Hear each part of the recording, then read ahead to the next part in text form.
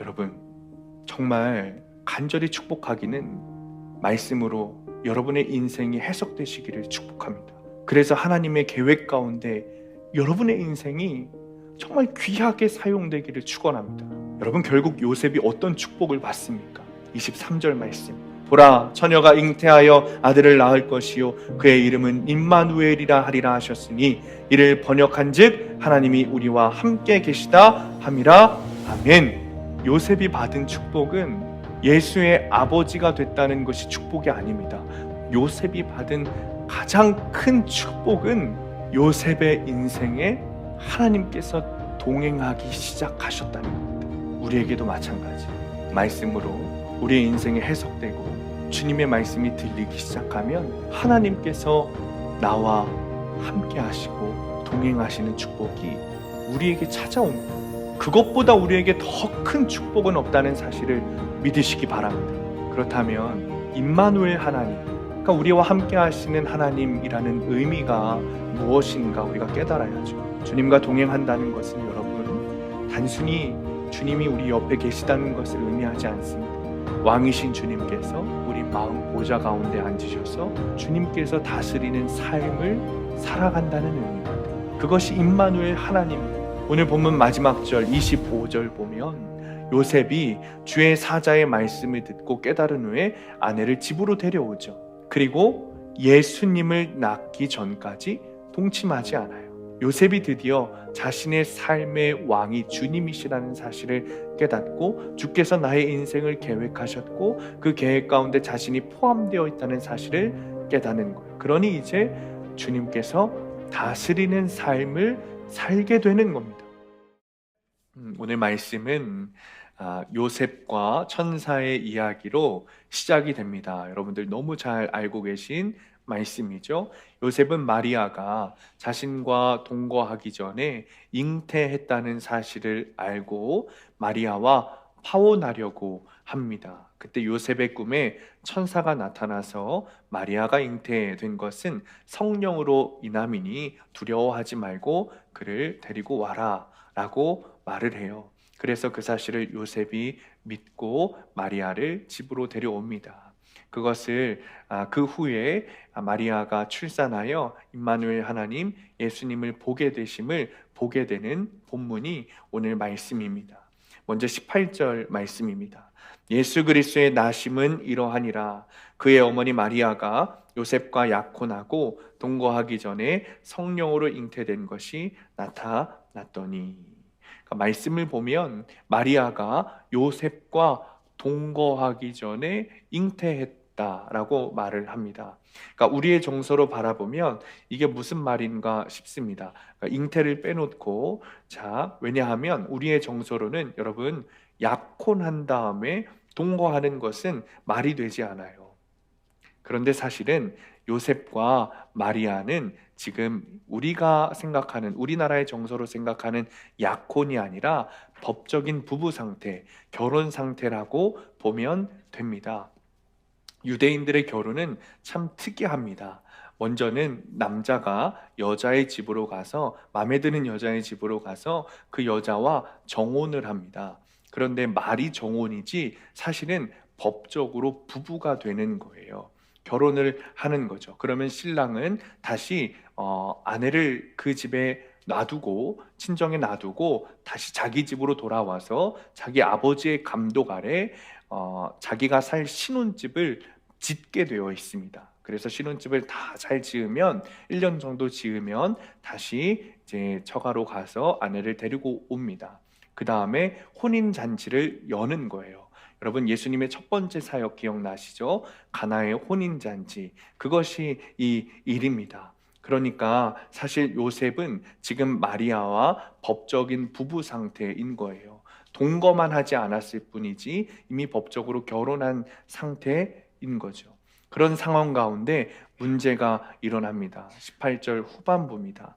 동거하기 전에 성령으로 잉태된 것이 나타났더니.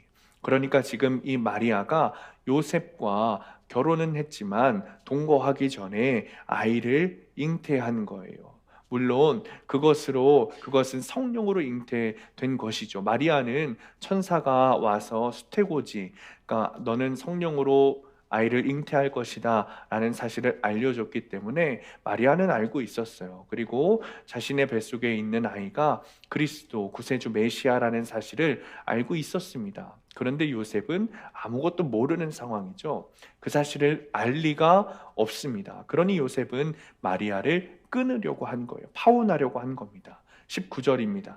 그의 남편 요셉은 의로운 사람이라 그를 드러내지 아니하고 가만히 끊고자 하여. 여러분, 여기 보면 요셉을 남편이라고 말하고 있죠. 제가 앞서 말씀드렸던 것처럼 동거는 하지 않았지만 지금 마리아와 요셉이 법적 부부 상태라는 것을 성경에서 말하고 있는 겁니다. 그런데 요셉은 좀 착했던 것 같아요. 의로운 사람이죠. 착한 걸 넘어서서 의로운 사람이었어요. 여기서 말하는 의로운 사람의 뜻은 헬라어 디카이오스라는 단어로 의롭다, 옳다, 정직하다라는 뜻입니다. 그러니까 유대인들에게 의로운 사람이라고 불렸다는 것은 어떤 말이냐면 이 사람은 율법대로 사는 사람이야 라는 뜻입니다. 그런 율법대로 사는 사람, 의로운 사람 요셉이 그의 아내 마리아를 가만히 드러내지 않고 마리아를 부끄럽게 하지 않고 파혼하려고 했습니다. 그런데 사실 이 말은 여러분 잘 생각해 보면 문맥상 맞지 않아요. 세번역 성경으로 보면 요셉은 의로운 사람이라 약혼자에게 부끄러움을 주지 않으려고 가만히 파혼하려고 하였다라고 말하는데 사실은 이 말이 조금 이상한 말입니다. 왜냐하면 정말 요셉이 의로운 사람, 율법대로 사는 사람이라면 어떻게 해야 되는 겁니까? 요한복음 8장 5절에 이렇게 기록하고 있어요. 모세는 율법에 이러한 여자를 돌로 치라 명하였거니와. 그러니까 율법에 보면 간음한 여인은 돌로 쳐 죽여야 되는 거예요. 정말 요셉이 의로운 사람, 율법대로 사는 사람이라면 마을 사람을 불러 모아다가 마리아를 돌로 쳐 죽여야 되는 겁니다. 그게 율법이고 그게 법대로 하는 거예요. 그게 의로운 사람이란 칭호를 얻은 율법대로 사는 사람 요셉의 진짜 모습이 되어야 하는 거죠. 그런데 말이 좀 이상하죠. 이렇게 생각해 보면 말이 이상한 거예요. 율법대로 사는 사람 요셉이 가만히 끊으려고 했다. 그러니까 율법대로 행하지 않으려고 했다는 뜻입니다. 그 이유에 대해서 어떤 목사님께서 설교하시는 것을 제가 들은 적이 있어요. 근데 제가 들어보니까 맞는 말 같아요. 그 목사님께서 설명하시기를 이렇게 설명하세요. 요셉도 자기가 자신과 동거하기 전에 마리아가 잉태했다는 것에 대해 의문을 가졌다. 왜냐하면 요셉이 의로운 사람이기 때문이다. 무슨 말인지 잘 모르시겠죠? 제가 다시 자세히 설명을 드릴게요. 여러분, 나사렛이라는 동네는 작은 마을이었어요. 정말 작은 동네. 역사적으로 추정해 보면 학자들이 한 500명 정도 사는 마을이었대요. 굉장히 작은 동네죠. 그러니까 어떤 뜻이냐면 옆집에 숟가락이 몇 개인지 젓가락이 몇 개인지 다 아는 동네였다는 겁니다. 그 말이 뭐냐면 의로운 사람 요셉과 마리아는 어렸을 때부터 같이 부딪히고 교제하고 살아왔다는 거예요. 그러니 이 요셉이 보기에 이 마리아는 자신과 결혼해도 될 짝이라고 여기는 거예요. 의로운 사람 요셉과 좀 결이 맞는 사람이라고 마리아를 여긴 겁니다. 그래서 이 마리아와 결혼해도 되겠다라고 생각을 하고 그 처가 마리아의 집에 가서 법적 부부 상태를 한 것이죠. 정혼을 한 겁니다. 그런데 그런 자신의 아내 마리아, 요셉이 그동안 어렸을 때부터 겪어오고 보고 오며 자라며 그렇게 지내왔던 마리아의 모습은 분명히 올바르고 정직하고 성실하고 의로운 사람인데, 마리아 역시 의로운 사람인데 자신과 동거하기 전에 잉태했다라는 것이 요셉에게 의문이 드는 거예요. 정말 그랬을까? 왜 그랬을까? 믿어지지 않는 거죠.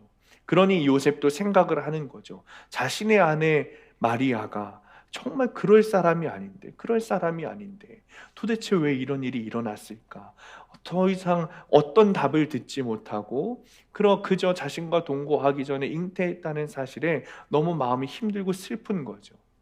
그래서 도저히 의문이 풀리지 않으니, 믿기지 않으니, 어쨌든 믿기지 않든 의문이 풀리지 않든 어쨌든 자신의 아이가 아닌 다른 아이를 배웠으니, 잉태했으니 그동안의 마리아의 행실을 볼 때 법대로 처분하기, 그러니까 돌로 쳐 죽이기에는 그것이 좀 심한 것 같고 과한 것 같고, 그러니 부끄러움을 주지 않고 가만히 끊고자 했다는 것이죠. 여러분, 이런 것들을 생각해 볼 때 아무래도 요셉은 의로울 뿐만 아니라 성품과 인격도 훌륭했던 것 같아요. 요셉은 의롭고 성품과 인격도 훌륭했던 거죠. 그래서 마리아가 죽임당하지 않게 가만히 부끄러움을 주지 않고 끊고자 했던 겁니다. 그런데 여러분, 여기서 우리가 가만히 생각해 볼 게 있어요. 자, 생각해 보세요, 여러분. 요셉은 의로운 사람이에요. 그리고 성품과 인격도 훌륭한 사람이죠. 그 훌륭한 성품과 인격과 의로움으로 지금 요셉이 무엇을 하려고 했습니까? 마리아와 파혼하려고 했어요. 이게 어떤 의미인지 아십니까? 마리아가 잉태하고 있는 이 아이가 누굽니까? 예수죠. 아기 예수. 물론 요셉은 당황스러웠겠죠. 자신과 동거하기도 전에 아내가 잉태했으니 이거는 당황스러움을 넘어선 거죠. 그러나 마리아가 잉태한 사람은 예수 그리스도예요. 아기 예수입니다. 즉, 이 의미가 어떤 말이냐면, 요셉이 마리아와 파혼하려고 했다는 것이 어떤 의미냐면, 하나님께서 계획하신 일을 요셉이 막으려고 했다는 뜻입니다. 사랑하는 성도님들, 요셉은 지금 자신의 훌륭한 인품과 성격과 의로움으로 하나님의 일을 막고 그 계획을 허물어뜨리려고 하는 거예요. 그런데 여러분, 여기서 가만히는 중요하지 않아요. 요셉이 지금 가만히 마리아와 파혼하려고 했지만 여기서 지금 가만히 파혼하는 것은 중요하지 않아요. 요셉이 마리아와 파혼하려고 했다는 이 사실이 중요한 겁니다.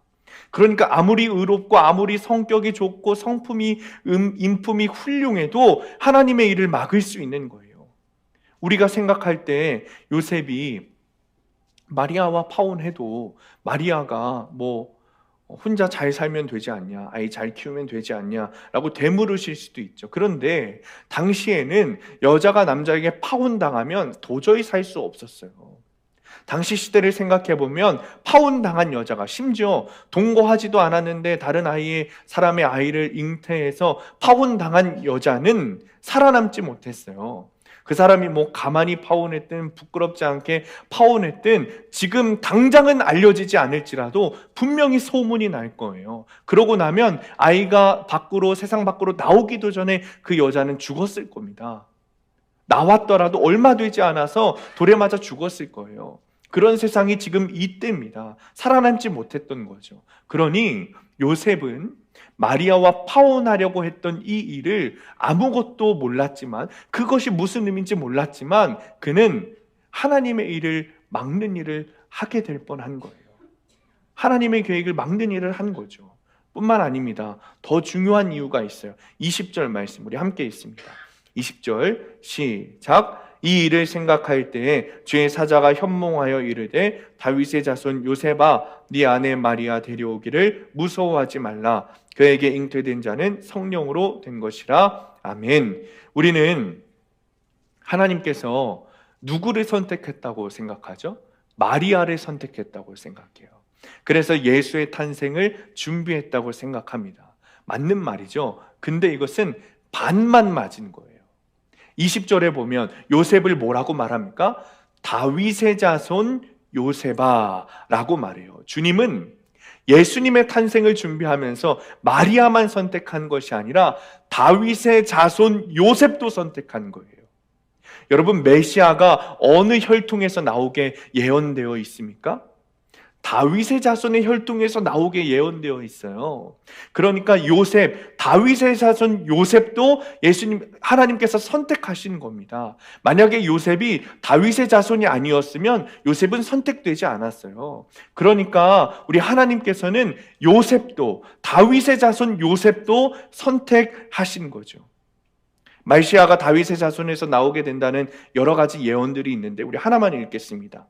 이사야서 9장 6절 7절입니다. 우리 함께 읽습니다. 시작. 이는 한 아기가 우리에게 낳고 한 아들을 우리에게 주신 바 되었는데 그의 어깨에는 정사를 메었고 그의 이름은 기묘자라 모사라 전능하신 하나님이라 영존하시는 아버지라 평강의 왕이라 할 것임이라. 여기까지가 예수 그리스도를 예언한 겁니다. 자, 7절 시작. 그 정사와 평강의 더함이 무궁하며 또 다윗의 왕자와 그의 나라에 군림하여 그 나라를 굳게 세우고 영원히 정의와 공의로 그것을 보존하실 것이라. 만군의 여호와의 열심히 이를 이루시리라. 그러니까 이것이 메시아가 다윗의 자손에서 나온다는 구약의 예언입니다. 그래서 유대 사람들이 예수님을 뭐라고 불렀어요? 다윗의 자손 예수여, 이렇게 불렀잖아요. 그러니 요셉이, 이 다윗의 자손 요셉이, 하나님께서 선택하신 이 요셉이 마리아를 뭐 가만히 파혼하든 몰래 파혼하든 그건 상관없는 거예요. 그 일은, 파혼하는 그 일은 하나님의 계획을 막는 일이었다는 거죠. 말씀의 성취, 예언의 성취를 막는 일이었어요. 여러분, 아무리 훌륭한 인품과 성품을 가졌어도, 아무리 의로운 사람이라고 할지라도, 아무리 율법대로 사는 사람이라고 할지라도 다 소용없습니다. 하나님의 계획을 깨닫지 않으면 소용없는 거예요. 하나님의 계획을 막는 죄를 짓게 되는 겁니다. 우리도 그럴 수 있습니다. 우리도 그럴 수 있어요. 성품과 인품이 좋으면 뭐합니까? 우리의 성품으로, 우리의 훌륭한 인격으로 하나님의 일을 막을 수 있습니다. 정말 착한 사람 보면 이렇게 말하죠. 이 사람은 법 없이도 살 사람이야.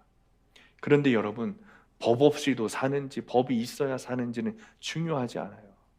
아무리 법 없이 살아도, 아무리 법 없이 살 사람이어도 믿음이 없으면, 하나님의 계획이 무엇인지 모르면 말짱 도루묵인 거예요.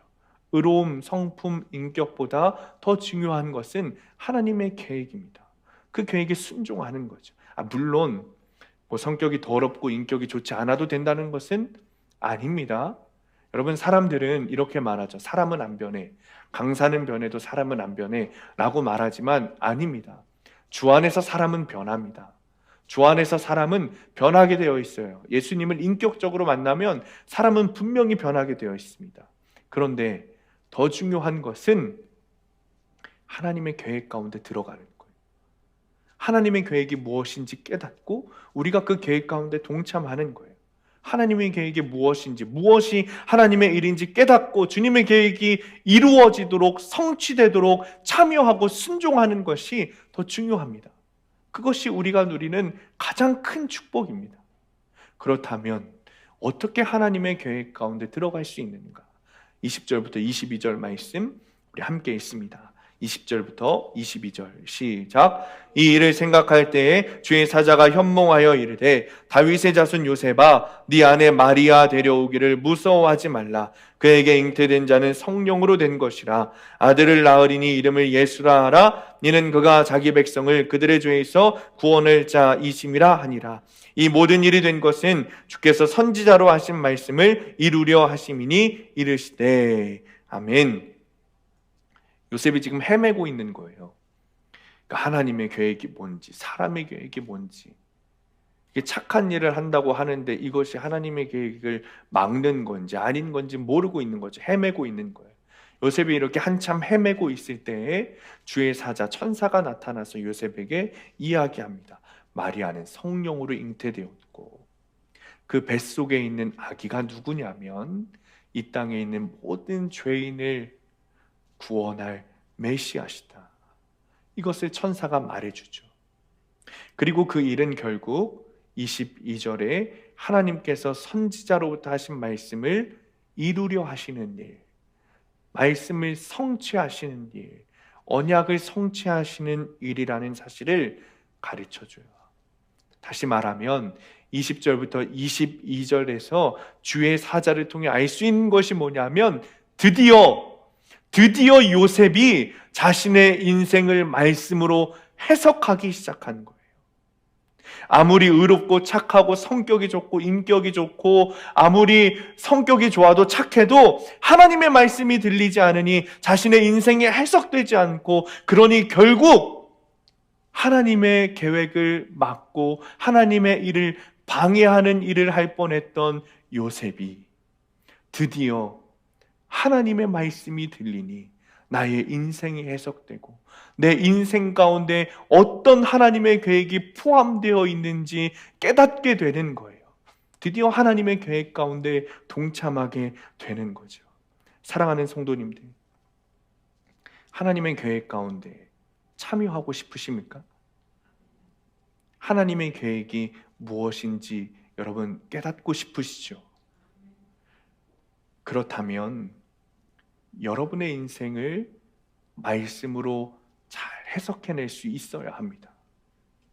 내가 왜 이런 인생을 살게 되었는지, 하나님께서 나에게 왜 이런 삶을 주셨는지, 나에게 찾아온 고난과 시련은 왜 찾아오게 되었는지, 다른 어떤 무당의 말이나 사람의 말을 듣고 해석하는 것이 아니라 주님께서 우리에게 주신 이 기록된 말씀을 보고 인생을 해석해야 되는 거예요. 그래야 주님께서 내 인생 가운데 계획하신 것이 무엇인지 깨닫고 주님의 계획에 순종하고 참여할 수 있는 겁니다. 그래서 우리가 말씀을 봐야 돼요. 여러분, 그래서 우리가 말씀을 묵상해야 돼요. 말씀이 들려야 되는 거예요. 우리의 인생 가운데 있는, 여러분의 인생 가운데 분명히 하나님의 계획이 있는데 우리의 인생 가운데 있는 하나님의 계획이 무엇인지 알고자 한다면 말씀으로 오신 주님이시니 우리가 말씀으로 우리의 인생을 해석할 수 있어야 되는 거예요. 22절에 주의 사자가 분명하게 말하죠. 이 모든 일이 된 것은 주께서 선지자로 하신 말씀을 이루려 하심이라. 여러분, 예수님께서는 말씀을 이루려 오셨어요. 여러분, 예수님께서 우리 이 예배 가운데 여러분의 각 심령 가운데 오신 이유는 여러분의 인생 가운데 계획하신 하나님의 계획을 이루려 오신 겁니다. 그러니 말씀으로 내 인생을 해석할 수 있어야 되는 거예요. 요셉도 요셉의 인생 가운데 하나님의 계획이 분명히 있었어요. 그러나 말씀이 들리지 않으니 자신의 인생 가운데 있는 하나님의 계획을 막으려고 했던 거잖아요. 자, 24절, 25절입니다. 우리 함께 읽습니다. 시작. 요셉이 잠에서 깨어 일어나 주의 사자의 분부대로 행하여 그의 아내를 데려왔으나 아들을 낳기까지 동침하지 아니하더니 낳음에 이름을 예수라 하니라. 아멘. 여러분, 이 말씀이 뭐냐면 드디어 요셉이 하나님의 계획 가운데 동참했다는 뜻이에요. 요셉에게 말씀이 들리지 않고 말씀을 깨닫지 못했을 때는 마리아와 파혼하려고 했어요. 하나님의 계획을 막는 일을 하려고 한 거예요. 그런데 그에게 주의 말씀이 들렸고 그제서야 자신의 인생이 해석되는 거죠. 24절에 보면 요셉이 잠에서 깨었다라고 말합니다. 그런데 여기서 깨었다라는 단어의 헬라어 원문을 보면 그냥 육의 잠이 깨었다는 뜻이 아닙니다. 어떤 뜻이 있냐면 부활했다, 살아났다라는 뜻이 있어요. 24절에 요셉이 잠에서 깨었다라는 뜻이 그렇다면 무슨 뜻이냐? 죽어있던 요셉의 영이, 잠들었던 요셉의 영이 말씀이 들리자 깨어나고 살아났다는 뜻입니다. 여러분, 정말 간절히 축복하기는 말씀으로 여러분의 인생이 해석되시기를 축복합니다. 그래서 하나님의 계획 가운데 여러분의 인생이 정말 귀하게 사용되기를 축원합니다. 여러분, 결국 요셉이 어떤 축복을 받습니까? 23절 말씀 우리 함께 있습니다. 너무 중요한 말씀이에요. 23절 시작. 보라, 처녀가 잉태하여 아들을 낳을 것이요 그의 이름은 임마누엘이라 하리라 하셨으니 이를 번역한즉 하나님이 우리와 함께 계시다 함이라. 아멘. 여러분, 요셉이 받은 축복은 예수의 아버지가 됐다는 것이 축복이 아닙니다. 물론 그것도 축복이죠. 그런데 요셉이 받은 가장 큰 축복은 요셉의 인생에 하나님께서 동행하기 시작하셨다는 겁니다. 우리에게도 마찬가지예요. 말씀으로 우리의 인생이 해석되고 주님의 말씀이 들리기 시작하면 하나님께서 나와 함께 하시고 동행하시는 축복이 우리에게 찾아옵니다. 그것보다 우리에게 더 큰 축복은 없다는 사실을 믿으시기 바랍니다. 그렇다면 임마누엘 하나님, 그러니까 우리와 함께 하시는 하나님이라는 의미가 무엇인가 우리가 깨달아야죠. 주님과 동행한다는 것은 여러분, 단순히 주님이 우리 옆에 계시다는 것을 의미하지 않습니다. 그 의미를 넘어서는 말이에요. 왕이신 주님께서 우리 마음 보좌 가운데 앉으셔서 주님께서 다스리는 삶을 살아간다는 의미입니다. 그것이 임마누엘 하나님이에요. 오늘 본문 마지막 절 25절 보면 요셉이 주의 사자의 말씀을 듣고 깨달은 후에 아내를 집으로 데려오죠. 그리고 예수님을 낳기 전까지 동침하지 않아요. 요셉이 드디어 자신의 삶의 왕이 주님이시라는 사실을 깨닫고 주께서 나의 인생을 계획하셨고 그 계획 가운데 자신이 포함되어 있다는 사실을 깨닫는 거예요. 그러니 이제 주님께서 다스리는 삶을 살게 되는 겁니다. 16일 금요일 큐티에 보면 고린도후서 10장 4절 5절에 이렇게 말합니다. 우리의 싸우는 무기는 육신에 속한 것이 아니요 오직 어떤 견고한 진도 무너뜨리는 하나님의 능력이라. 모든 이론을 무너뜨리며 하나님 아는 것을 대적하여 높아진 것을 다 무너뜨리고 모든 생각을 사로잡아 그리스도에게 복종하게 하니. 아멘. 여러분, 우리가 주님과 동행하기 전에는 무엇으로 살아왔냐면 우리의 육신으로 살아왔습니다. 내 자아가 왕이 되어 살아왔어요. 그래서 그것이 무기가 되어서 이 세상에서 살아남으려고 애써왔습니다. 그러나 바울이 고백하기를 우리의 무기는 육신에 속하지 않았다. 오직 하나님의 능력으로 싸우는데 그 무기가 무엇이냐? 5절 마지막 절에 그리스도께 복종하는 것이 우리의 무기다.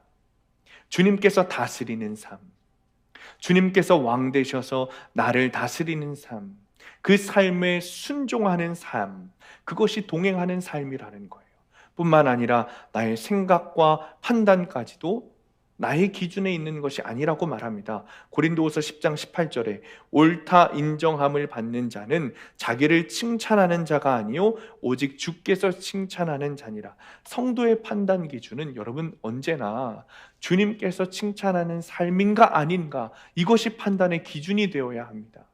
그것이 주님께서 칭찬하시는 자가 주님과 동행하는 자, 주님께서 함께 하시는 자인 거예요. 하나님께서 정하신 질서와 범위 안에, 그 규칙 안에 주님의 다스림을 받는 자가 주님과 동행하는 사람입니다. 그것이 임마누엘 하나님을 경험하며 정말 하나님과 함께하는 삶을 사는 사람이에요. 저는 예수님과 동행, 예수님과 친밀한 교제 라는 이 말을 굉장히 좋아하는 사람이었습니다. 지금도 좋아하죠. 그러나 내 마음과 생각대로 행할 때가 더 많았던 사람입니다. 주님과 동행이라는 말은 좋아했지만 실제로 동행하는 삶은 아니었습니다. 내가 원하는 대로 계획을 세우고 스케줄을 세우고 그대로 사는 것이 더 좋았습니다. 그리고 나의 일이 잘 되어가면 하나님께서 나와 함께 하시는구나 라고 생각했고, 나의 계획이, 내가 하고자 하는 일이 잘 되지 않으면 주님이 나와 함께 하시지 않는구나 라고 생각하며 주님을 원망해 왔습니다. 말은 주님과 동행하고 주님과 교제한다고 말하면서 실상은 그렇게 살지 못했던 것이 여러분 앞에 서 있는 저입니다. 그러니 하나님께서 함께 하시는 것을 머리로는 너무 잘 알고 지식적으로는 너무 잘 알지만 경험할 수 없었던 거죠. 저에게 찾아왔던 이 공황장애와 우울증도 결국에는 하나님께서 함께 하시지 못한다는 그 사실을 믿지 못했기 때문에 찾아온 거였습니다. 그리고 실제로 하나님과 동행하는 것을 경험하지 못했기 때문이죠. 하나님께서 나와 함께 하신다는 사실을 제가 깨달으며 살아왔다면 사람들에게 인정받으려고 몸부림치지 않았을 겁니다. 그저 하나님께서 나와 함께 하시니 괜찮다고 여기며 살아왔겠죠. 그런데 그 사실을 깨닫지 못하고 하나님을 바라보는 것이 아니라 사람들만 주구장창 바라보니 제 인생이 무너지는 거죠. 사람들에게 인정받기 위해 살아왔고 인정받아야만 살 수 있던 존재니 그런 인생이 거부당하니 당연히 저에게 병이 찾아올 수밖에 없는 겁니다. 그런데 이제는 다릅니다. 내 생각대로 내 계획대로 되지 않아도 늘 어렵고 늘 힘들어도 주님께서 나와 함께 하신다는 사실을 믿습니다. 왜냐하면 나의 삶이 저의 죄가 말씀으로 해석되었기 때문입니다. 나에게 찾아온 공황장애와 우울증이 다른 사람들로부터 온 것이 아니라 내 속에 있는 죄로부터 왔다는 사실이 믿어지고 말씀으로 깨달아졌기 때문이죠. 하나님과 동행하지 못하고 하나님과 친밀한 교제가 없이 그저 사람들에게 인정받기 위해 살아왔던 그 죄 때문에 찾아온 병이라는 것이 깨달아졌기 때문입니다. 그래서 이제는 여러분 계속해서 하나님과 동행하려고 힘씁니다. 하나님과 친밀한 교제 가운데 있으려고 힘을 씁니다. 그 일을 위해서 계속해서 큐티를 통해 내 삶을 해석하고 내 죄를 바라보고 내 자아를 죽이려고 주님께서 오늘 나에게 하시는 말씀이 무엇인가 들으려고 살아내려고 애씁니다. 아침마다 말씀을 묵상하면서 오늘 적용해야 하는 것이 무엇인가 찾고 그 적용을 하기 위해 애를 쓰는 거죠. 때로는 적용에 실패하기도 합니다. 심지어 무엇을 적용해야 할지 찾지 못할 때도 너무 많아요. 이전 같았으면 그런 상황 가운데 있을 때 적용하지 못하고 적용할 것을 찾지 못했을 때 이전 같았으면 그마저도 실패감으로 무너졌을 거예요. 그런데 더 이상 어려움이 없어요. 오히려 나는 여전히 연약하구나. 오늘 내가 묵상한 말씀에도 적용하지 못하고 적용할 것을 찾지 못하는 연약한 존재구나. 그러니 이 말씀 붙들고 살아갈 수밖에 없는 거구나. 그래서 하나님의 능력 없이는 살 수밖에 없는, 살 수 없는 존재구나 라는 것이 깨달아져요. 그래서 이제는 내 마음대로 내 생각대로 살려는 것이 아니라 말씀을 통해 알려주신 삶, 하나님께서 나에게 원하시는 삶, 그 삶에 순종하려고 애를 써요. 그날 주님의 다스림을 구하는 겁니다. 그렇게 말씀으로 다스림을 받을 때 내 영이 살아났다는 경험이 제 안에 있고, 그리고 오늘도 그렇게 살아야만, 오늘 나에게 주신 말씀을 붙들고 살아야만 내가 오늘 하루도 살 수 있는 존재구나 라는 사실이 깨달아지기 때문이죠. 제가 계속해서 저의 간증을 여러분들에게 말씀드리는 이유는 여러분들도 이런 삶을 사시기를 간절히 소망하기 때문입니다.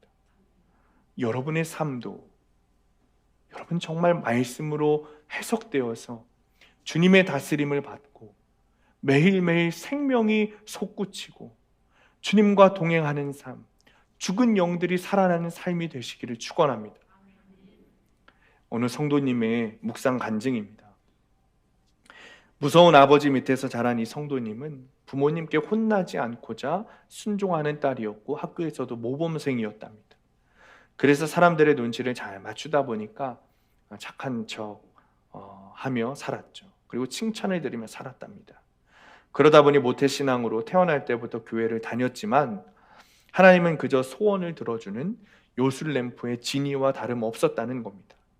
하나님께 잘 보여서 원하는 것을 얻고자 주일 성수와 11조를 했고 스스로 어렵다고 착각하며 신앙생활을 잘하지 않는 친구를 정죄하며 살아왔다고 합니다.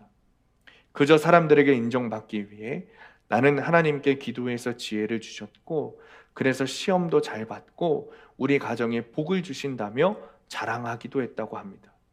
그런데 어느 날 이 성도님의 의와 자랑이 깨지는 사건이 발생했습니다.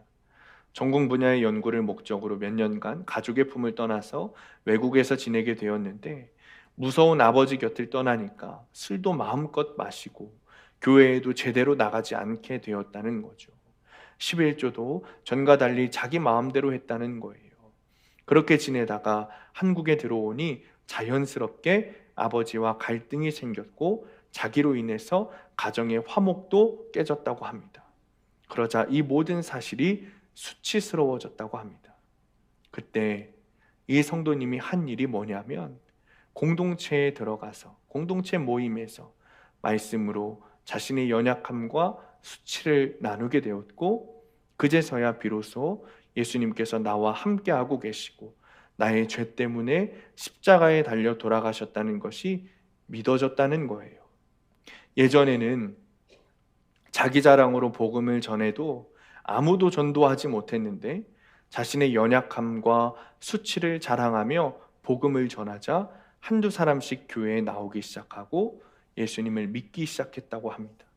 그리고 이제는 정말 말씀으로 하나님과 친밀하게 동행하며 주님의 다스림을 받겠다는 결단을 한 자매의 간증입니다. 사랑하는 성도님들, 내 마음대로 살면서 하나님께서 함께 해 주시기를 원하는 것은 모순 중에 모순입니다. 맥체인 일독 성경으로 유명한 스코틀랜드 설교자 로버트 머레이 맥체인이 그의 친구가 영적으로 갈망함은 있지만 늘 제자리인 자신의 모습을 고민할 때 다음과 같이 편지를 보냈습니다. 자신을 한 번 주목할 때 그리스도에 대해서는 10배로 주목하게. 그리스도는 참으로 사랑스러운 분이라네. 하나님의 미소를 함껏 누리게. 그분의 빛나는 광채에 온몸을 녹이게. 사랑으로 자네의 모든 것을 주목하여 보시는 온유한 시선을 느끼면서 전능하신 그분과 함께 하시게나. 말씀을 마칩니다. 오늘도 여러분에게 두 가지 적용 질문을 드리려고 합니다. 첫 번째, 나의 성품과 인격이 좋은 것을 믿음이 좋은 것으로 착각하고 있지는 않습니까? 두 번째, 여전히 주님의 다스림을 받지 못하고 내가 왕노릇하고 있는 것은 무엇입니까? 사랑하는 성도님들, 정말 하나님께서 여러분과 동행하기를 원하십니까? 정말 주님과 함께하는 삶을 살고 싶으십니까? 그렇다면 먼저 주님을 주목하며 주님께 다스림을 받는 삶을 살아야 합니다. 내가 원하는 것만 순종하고 내가 원하는 것만 다스림을 받는 것이 아니라 우리의 모든 삶을 주님께 드리고 다스림 받는 삶을 살아야 합니다. 건강, 직장, 재물, 자녀 모든 것을 주님께 순종하며 주님의 다스림을 받는 거죠. 우리 중에 여기에 계신 모든 분들 중에 주님과 함께 하기를 원하지 않으시는 분은 아무도 없으실 거예요. 우리 모두가 다 주님과 동행하기를 원하고 모든 삶을 주님께서 다스려 주시기를 우리는 마음 가운데 품고 있습니다. 소망하고 있어요. 그러나 우리는 여전히 연약하여 넘어지고 그럴 때면 오늘도 주님과 동행하지 못했구나 라는 사실에 좌절하고는 하죠. 그래서 주님께서 우리에게 말씀을 주신 거예요. 기록된 말씀을 주신 겁니다. 우리가 이럴 것을 아시고 매일 내 앞에 붙들고 살 수 있도록 이 기록된 말씀을 주셨어요. 주님은 이런 자와 함께 하십니다. 주님은 이런 자와 동행하십니다. 사랑하는 성도님들, 정말 주님과 동행하는 삶을 사시기를 바랍니다. 우리가 이런 말 외친다고 말한다고 주님과 동행하는 것이 아닙니다. 말씀으로 오신 예수 그리스도, 그러니 말씀으로 예수님과 동행할 수 있다는 사실을 잊지 마시고 오늘 한 주간도 말씀이신 주님과 함께 살아가는 여러분들 되시기를 간절히 축복합니다.